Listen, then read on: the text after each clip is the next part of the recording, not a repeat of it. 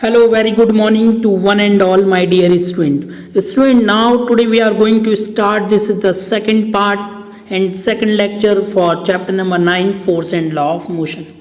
Previous class we have discussed lot of concept about force and some rules and regulation about motion. So last class we will discuss following concept that is our first one is force. First law of motion, what is the meaning of inertia and types of inertia, and what is mass, and second law of motion and its mathematical expression. Now today this video we have discussed about what is momentum, what is the third law of motion, and law of conservation of mass and momentum, and mathematical expression for conservation of momentum, and some numerical questions. Okay, so let's see. So first topic is momentum. So momentum means the product of velocity and mass is called momentum. जब हम velocity and mass का product करते हैं तो जो resultant values आती है वो मोमेंटम कहलाती है. It is denoted by capital P. It is a vector quantity because it having direction. So for mathematically p equal to m into v, where p equal to momentum, m equal to mass of object, v for velocity of object. And the most IMP thing is the SI unit of momentum is kilogram into meter per second square. Okay, that means Newton.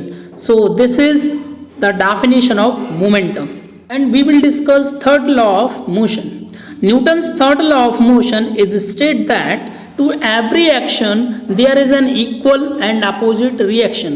कि कोई भी action होता है तो उसके opposite एक reaction होती है, उसी की इक्वल होती है, बट वो अपोजिट डायरेक्शन में होती है. So that's why F12 that means जब कोई ऑब्जेक्ट वन है, 2 पे फोर्स लगा रहा है, अगर 2 वाला फोर्स 1 पे लगाएगा तो वो नेगेटिव होगा because both are opposite direction. So F12 equal to minus F21. Next topic is law of conservation of momentum. So student, previous slides we have discussed what is the meaning of momentum. It is a product of mass and velocity. So the total linear momentum of any system remains constant provided no external force are acting on them. अगर किसी पर हम force ना apply किया जाता ना, अगर apply ना करें तो उसका जो मोमेंटम होगा, चाहे वो इनिशियल मोमेंटम हो चाहे फाइनल मोमेंटम हो, दोनों वैल्यू आपस में बराबर होंगी बिकॉज उस पर कोई फोर्स अप्लाई नहीं कर रहे हैं तो उसका मोमेंटम सेम रहेगा. So that's means initial momentum equal to final momentum. Now we discuss mathematical expression for momentum.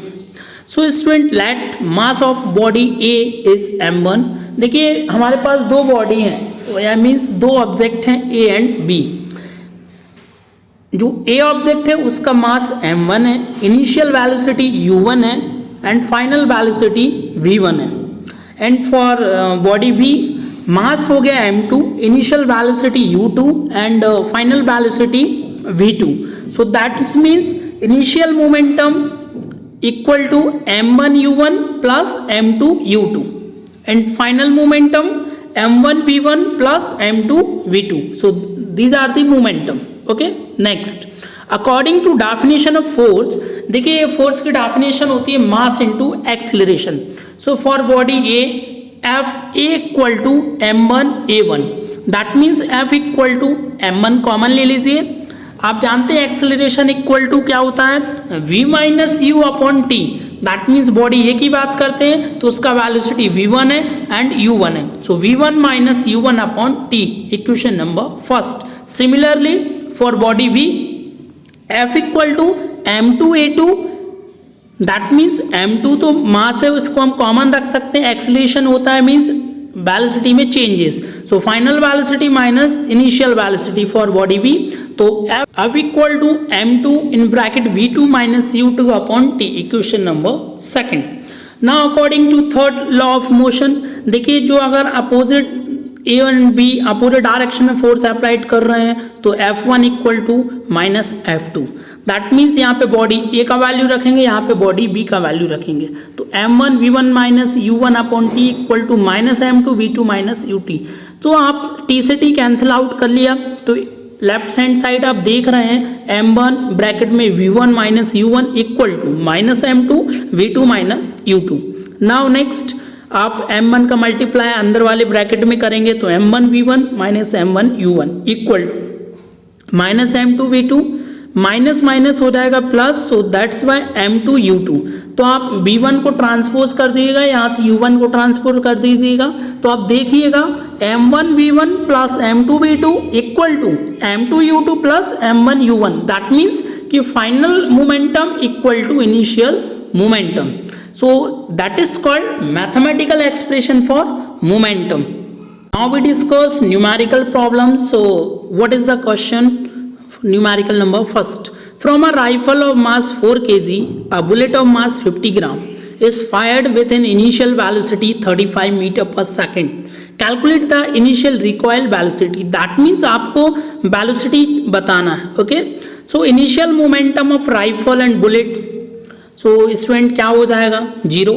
Because अभी आपका जो m इंटू वी होता है, अभी जब तक जो राइफल में जो बुलेट है वो चली नहीं है, दैट मीन्स उसका वेलोसिटी 0 है, तो इसका मोमेंटम 0 हो जाएगा। Okay fine. Final momentum of rifle and bullet क्या हो जाएगा? m1 v1 plus m2 v2। सो m1 देखिए, m1 मान लीजिए अब राइफल का मास है एंड बुलेट का मास m2 है।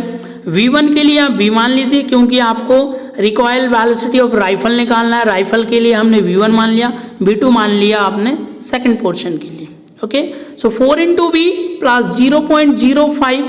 ओके, क्योंकि इसको आप ग्राम में दिया तो इसको किलोग्राम में कन्वर्ट करना। Now small v equal to आप देखिए ट्रांसपोज कीजिएगा 0.05 into 35 upon 4। So final answer आ जाएगा आपका recoil velocity of rifle v equal to minus 0.44 metre पर second. This is the first numerical question we have done. Now we discuss next question. So what is the question number second? A truck starts from rest and rolls down a hill with a constant acceleration. It travels a distance of 400 meters in 20 seconds. Find its acceleration. Find the force acting on it if its mass is 7 metric ton. Okay, so 1 metric ton equal to 1000 kilogram.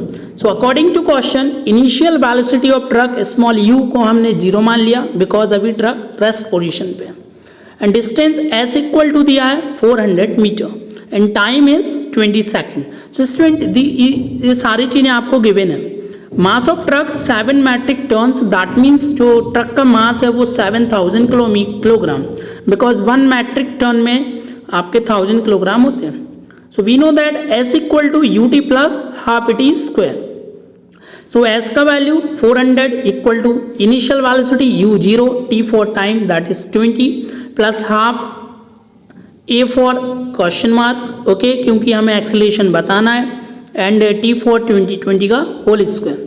तो 400 as it is ut that means ये portion 0 हो जाएगा because 0 into 20 तो 0 plus 20 का square 400 से 2 cancel out that means 200a। So student 400 equal to 200a। So a का value आ जाएगा 2 मीटर पर second square. Now we find what is the force. Okay, so F equal to m into a. So m mass of truck that is 7000 into acceleration that is 2. तो देखिए आप truck को कितना वो force लगाना पड़ेगा उसको मूव करने के लिए, 7 to the 14,000 Newton. So that is the second question. Okay. Now we will discuss last question. A stone of 1 kg is thrown with a velocity of 20 meters per second across the frozen surface of a lake and come to rest after traveling a distance of 50 meters. What is the force? So student, in this condition we find force. Okay, so first of all we find acceleration because F equal to m into a.